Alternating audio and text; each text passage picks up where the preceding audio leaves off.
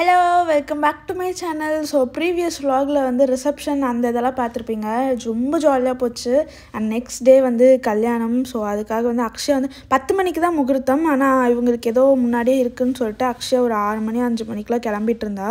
நான் சபியக்கா ரூமில் தான் அன்றைக்கி தூங்கிட்டேன் அப்படியே. அதனால் காலையில் எழுந்திரிச்சு வீடியோ எடுத்துகிட்டு இருந்தேன். ஸோ அவள் எப்படி கிளம்புறா அதெல்லாம் எனக்கு போகணுன்னு ஆசையாக இருந்தது. பட் பாடி சுத்தமாக ஒத்துழைக்கல. முன்னாடி நாள் வந்து தூங்குறதுக்கே ஒரு 3:30 ஏர்லி மார்னிங் 4 ஆகிடுச்சு.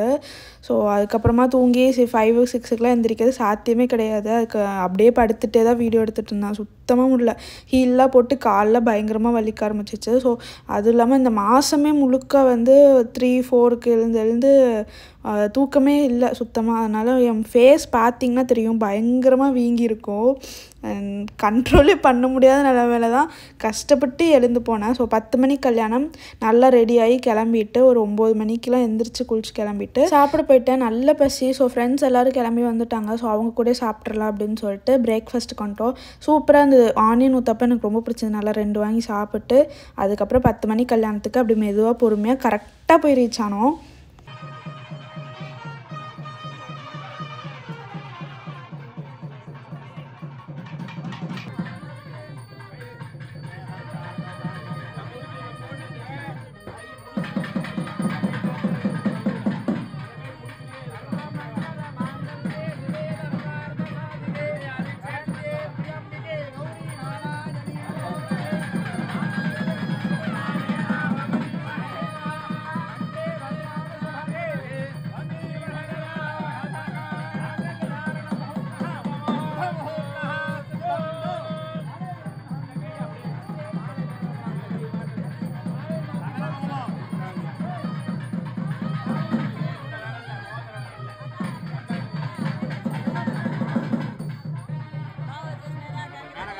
பொண்ணு அழுதுச்சோ இல்லையோ, அக்ஷயா பயங்கர அழுக. மாப்பிள்ளையோட தங்கச்சியும் வந்து பயங்கர அழுக. 2 பேரும் அழுதுட்டு இருந்தாங்க.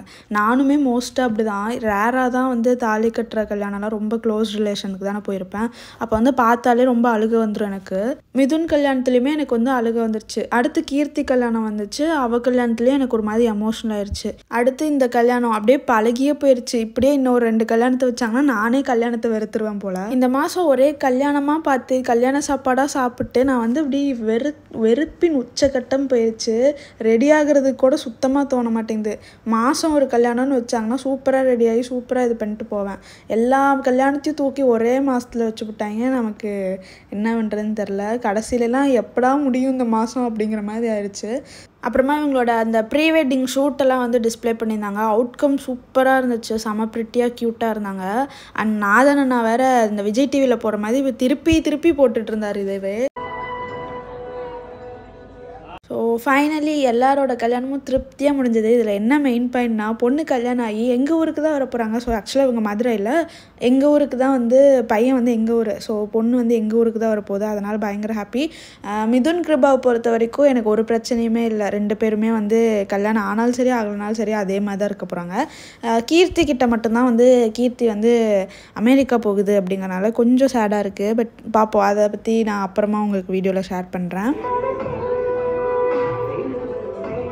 ஸோ வழக்கம் போல் ஃப்ரெண்ட்ஸ்லாம் சேர்ந்து வீடியோ ஃபோட்டோ அதெல்லாம் எடுத்து முடிச்சுட்டு அவசரமாக பந்திக்கு ஓடி சாப்பிட ஆரம்பிச்சாச்சு. என்ன கடைசி பந்தி. அதுக்கப்புறம் வந்து புளி சாதம், அதுக்கப்புறம் நிறையா வச்சாங்க. இது வந்து அந்த வெஜ் கோலா உருண்டை சூப்பராக இருந்துச்சு. நான் 2 வாங்கி சாப்பிட்டேன். சாப்பிட்டு முடிச்சதுக்கப்புறமா ஒரு பயங்கர சர்ப்ரைஸ். எங்கள் அம்மா வந்து வேறு விஷயமா மதுரை வந்திருந்தாங்க. கரெக்டாக அவங்க கிளம்புறேன் அப்படின்னு கால் பண்ணாங்களா. சரின்னு சொல்லிட்டு நானும் அப்படியே கிளம்பிட்டேன். ஏன்னா இதுக்கு மேலே இருந்தாலும் என்னால் சுத்தமாக முடியாது, அவ்வளோதான் ஃப்ளாட் ஆகிடுவேன் அப்படிங்கனால வீட்டில் போய் எப்படா தூங்கணும் போல் இருந்துச்சு. சரின்னு சொல்லிட்டு நானும் வரேன் அப்படின்னு சொல்லிட்டு நான் கிளம்பிட்டேன். போகும்போது அப்படியே கால்லாம் அமுத்தி விட்டாங்க. எனக்கு அவ்வளோ ரிலாக்ஸ்டாக இருந்துச்சு. அந்த ஹீல்லாம் போட்டு பயங்கரமாக, அதுவும் பீரியட் வேறு எனக்கு 3rd டே அன்னைக்கு. ஸோ நிறைய ட்ரெஸ் பண்ணி நிறைய மேக்கப் போட்டு கால்லாம் செத்து சுண்ணாம்பாயிடுச்சு.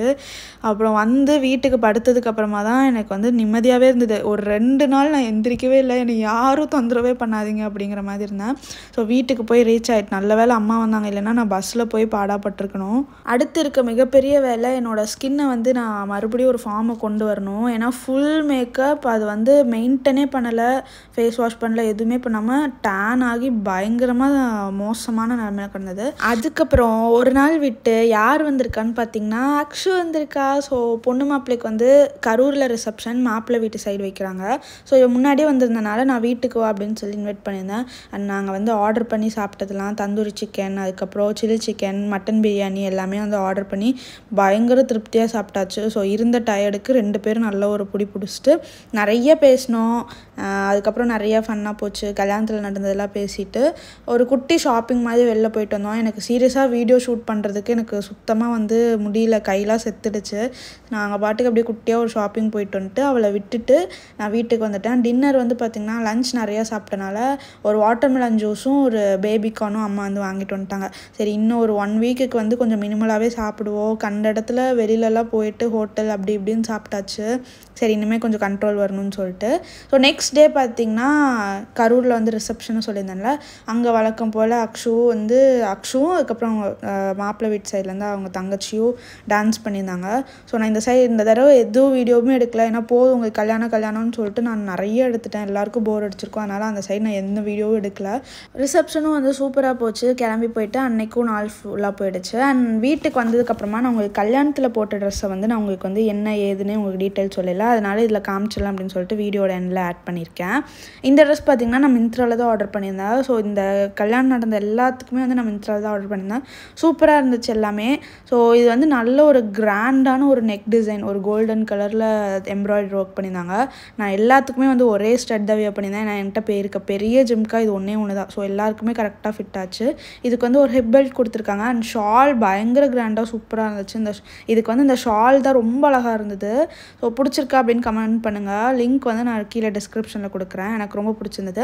ஷால்லையும் நல்ல கோல்டன் பார்டர், அப்புறம் அங்கங்கே வந்து புட்டாலாம் வச்சு சூப்பராக பண்ணியிருந்தாங்க. எனக்கு இங்கே இந்த கல்யாணத்தில் இந்த மாதம் போட்ட எல்லாமே எனக்கு ரொம்ப பிடிச்சிருந்துச்சு. உங்களுக்கு எப்படி இருக்குது அப்படிங்கிறது மறக்காமல் கமெண்ட் சொல்லுங்கள். ஷார்ட்ஸில் எல்லாருமே கேட்டுகிட்டே இருக்கீங்க எங்கே வாங்கினீங்க. நான் எல்லாமே மிந்த்ராவில் தான் வாங்கியிருந்தேன். லிங்க் எல்லாமே நான் கொடுக்குறேன்.